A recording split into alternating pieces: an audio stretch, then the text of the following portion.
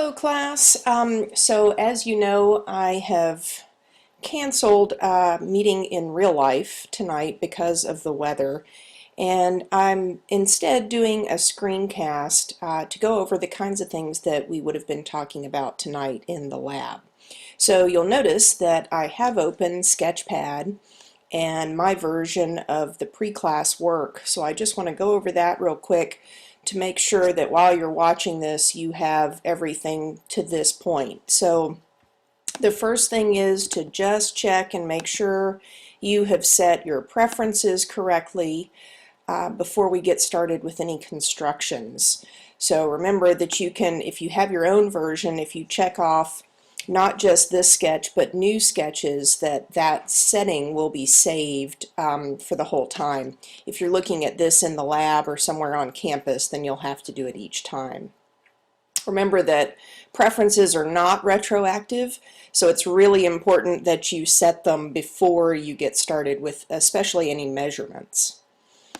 Okay, so there should be three things that you have in this pre-class sketch.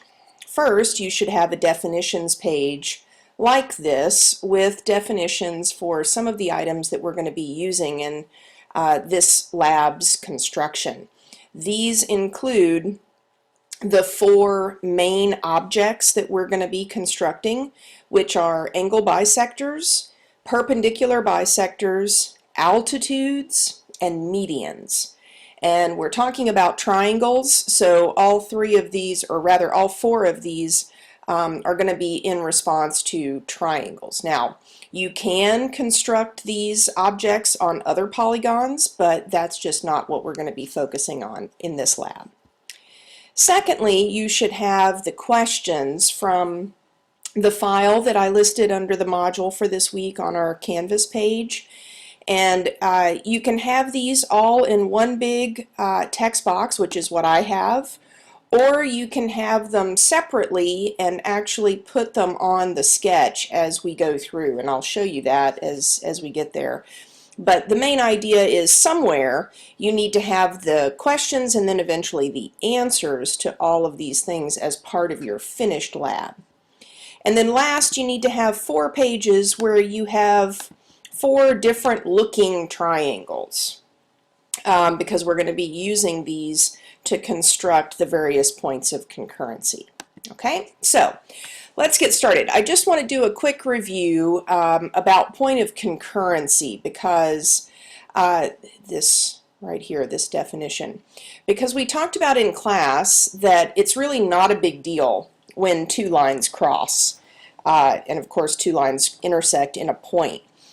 When 2 lines intersect, we do not call that point a point of concurrency. It is merely an intersection point, and it's really not a big deal. In fact, it happens more often than not. We actually are more excited, geometrically speaking, when 2 lines don't cross, you know, as in when they're parallel. That's a bigger deal, if you will. But when 3 or more lines intersect in the exact same point, that is a big deal, and that is a point of concurrency. And points of concurrency in the triangle are the focus for this lab. So we're going to be exploring 4 different points of concurrency. And these 4 points of concurrency are going to be created from 4 different intersecting sets of lines, or line segments as the case may be. And as you can imagine, they are going to be related to these 4 objects that I had you define, namely angle bisector, the perpendicular bisector, the altitude, and the median.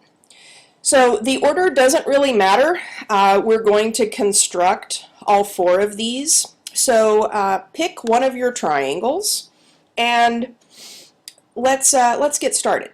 So I'm going to start with the medians, mostly because it's a really easy construction. And normally on this, I'm only going to show you one of the 3 that you're going to be constructing. But in this particular case, I'm going to show you all 3 just because it's so simple. So if you recall the definition for the median, it's going to be a segment that goes from the vertex to the midpoint of the opposite side. So what does that mean? Well, we need midpoints, right? And we already know how to do that. So using your select tool, go ahead and select all three sides of the triangle, go up to construct, and construct the midpoints. Now, like I said, normally I would just be doing one of these, but since in this case it's so simple to do all three of them, I'm going to do that. So what do we need? Well, we need a segment or a line to connect the vertex with the midpoint of the opposite side. So I'm just going to do that. I'm going to select the vertex and the midpoint of the opposite side. I'm going to go ahead and say construct that segment. Only because I'm going to be doing a lot of different things on this sketch, I'm going to change the display of that particular segment and I'm going to make it dotted. Okay, and normally what you're going to be doing is I'll show you the first one. So like I've just now shown you the first median of this triangle. Obviously it's a triangle, so there's going to be how many? 3 medians. And the question is, the first one, do the 3, where are we? Oh, I actually don't have it for the medians. Sorry, distracted a little bit. I thought I had in question 2, 3, and 4, I thought I included for all 4 objects, but I didn't for the median.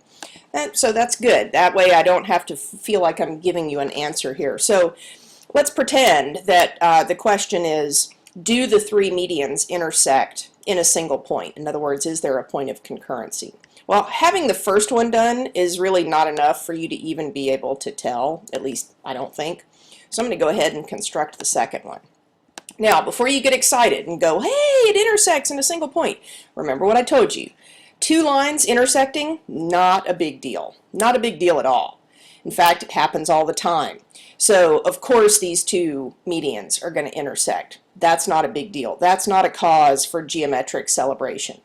On the other hand, if when we construct this third and final median, if it intersects in exactly the same point, then that would be a big deal.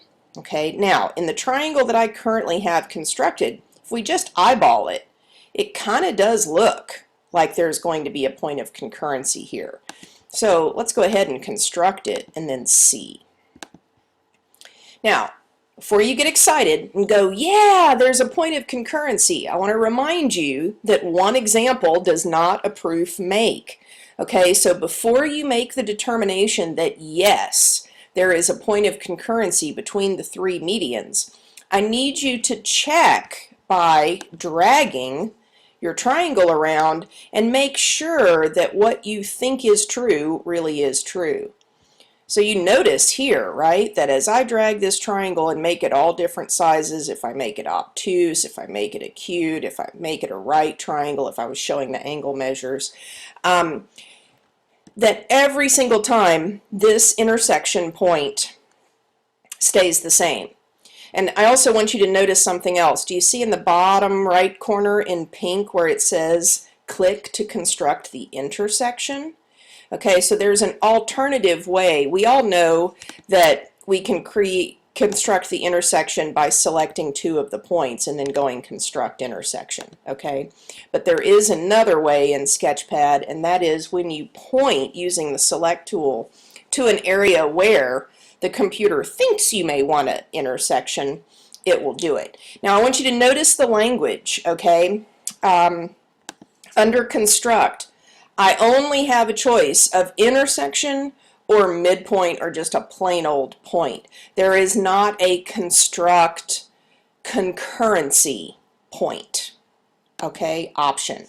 So what that means is if you select all 3 medians, even though they do intersect in a single point, as we can clearly see, if you do that, you will not be able to construct the point of concurrency because Sketchpad only recognizes an intersection, which by definition is where 2 lines cross. So the fact that you have 3 lines selected here means it won't let you construct an intersection.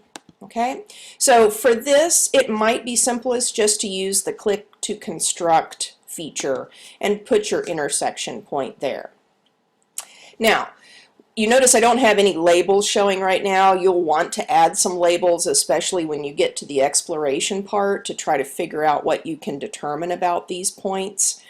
I'm going to go ahead and fast forward to where I eventually want you to go with this sketch, and I'm going to use the label tool and actually name this point of concurrency what it really is, which is the centroid. Okay, now the other three you'll need to figure out what their names are, because I'm not going to tell you.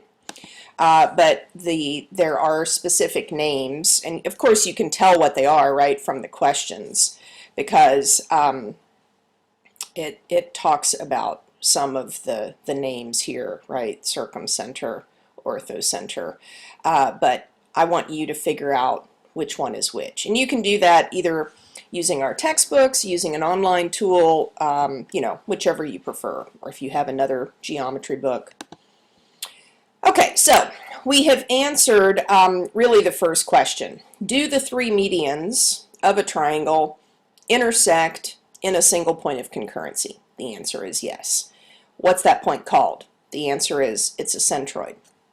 Now, there are going to be similar questions, as you see, for each of the other constructions that you're going to be doing in this lab.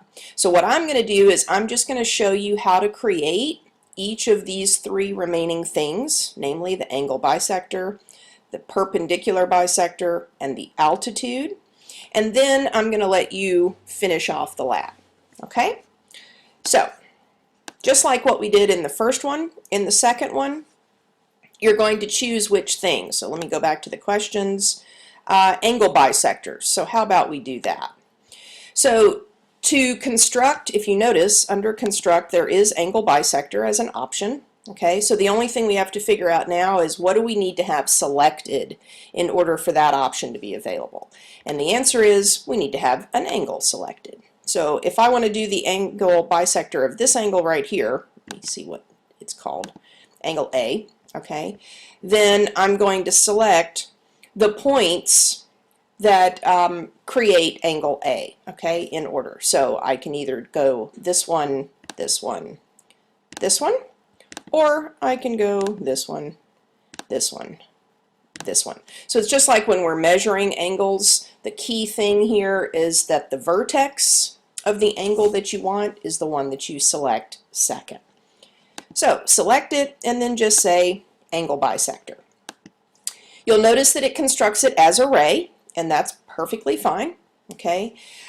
Note that it does intersect the opposite side somewhere, that somewhere changes depending on what you do to the triangle. Okay. We don't really care about that point, because all we care about is that this is an angle bisector. Now, one other thing I want to demonstrate here, I'm going to turn on the labels for the other three just so you can see. And what I want to do is I actually want to measure angle A.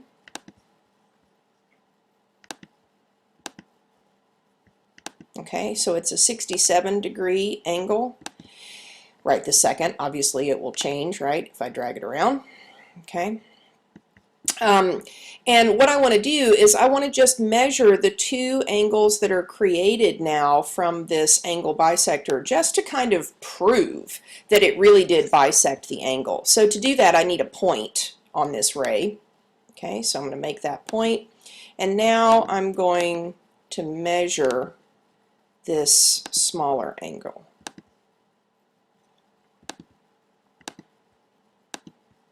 I'll measure the other one too, just to make sure.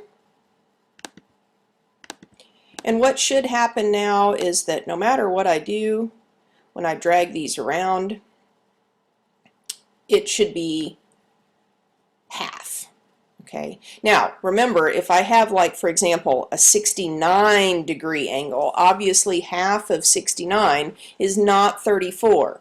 But remember that in our preferences, we have told Sketchpad to measure only to the nearest unit. Okay. So even if it's 34.5, it's going to tell you 35. Or in this case, if it's 33, 0.5. It's going to tell you 34. Okay, so just be a little bit aware of you know, what you're looking at, and be able to convince yourself that it really is half, that it really is an angle bisector.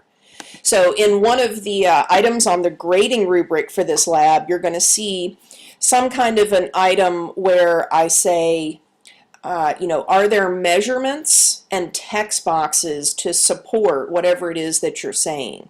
So this would be an example of what I would be looking for as proof that this thing, this ray, AD, really is angle bisector for angle BAC. Okay. On the median, you can imagine that if I measured the distance from here to here, and if I measured the distance from here to here, that I would expect not only that those two distances would be the same, but that they would also be exactly half of the distance or the length of this entire side, because this point is a midpoint. Okay, so for each of these sketches, I want you to have a measurement that shows that it really is true, right? That it's proof for whatever you say. And also a text box where you say, this is the median, and you know, it's the median because this point is the midpoint. Okay? And again, I'm not going to do all that because that's part of what I want you to do for the sketch, but I'm just kind of mentioning it here. Okay, so here is one angle bisector. You will finish this by constructing the other two, and then just like what we did with the medians, you will figure out, are they three things that have a common point of concurrency? And if they do, you have to figure out what point of concurrency that's called and some of the features and characteristics about it. And the questions here will kind of help you in how to think about those things. All right, so third, so we've done median, we've done angle bisector. If you look at our questions again, the perpendiculars, or also perpendicular bisector, is the next item on the list. So for that, you have to think a little bit, okay? So the perpendicular bisector of a side of a triangle. Well, so first of all, that kind of tells you the first thing you need to have selected, the side, okay? And then it needs to be perpendicular, the thing that we're about to construct, okay? But to be perpendicular, it obviously has to go through a point, right? And then the question becomes, what point does it have to go through? So notice if I just select one of the endpoints of this side, that what I'll end up with is a perpendicular that goes like this, okay? And you can tell just by looking, obviously, that this perpendicular would not bisect this side, this segment, okay? So if you're going to bisect, then obviously you need to go through what? Yeah, the middle. Okay, so that means we need the middle. So again, we need the midpoints. Now you can do all three of these at once like we did a second ago. I'm just going to do one. Okay, so now I have the midpoint and I have the side, and now I can construct the perpendicular. Notice that I'm leaving all of these constructions dotted. You could change if you wanted some to be dashed, or if you wanted them to be solid but maybe different colors, or whatever you'd like to do. And again, for this you would want to do some proof, right? You would want to show that not only is this piece and this piece the same length, meaning that's the midpoint, but you'd also want to show that this angle, or this angle, or this angle, or this angle, is a right angle, which means you'd need to measure it, which means you'd need some more points on here. Okay, so that's one of them. You'd obviously do it for this side and for this side, and the question would still be, do the three perpendicular bisectors intersect in a single point? Meaning, do they have a point of concurrency? And then you'd go on and answer the rest of the questions accordingly. Okay, last one. So for the last one, we need the altitude. So for this, I want to just quickly go back to the definition. So notice what it says. The altitude is a perpendicular line. Okay, so we know where we're going to be going, right? Construct perpendicular line. Now we just need to know from what to what, you know, perpendicular to what, going through what point. So perpendicular line from a vertex to the opposite side. So that tells you right there what to do. A vertex, opposite side, perpendicular line.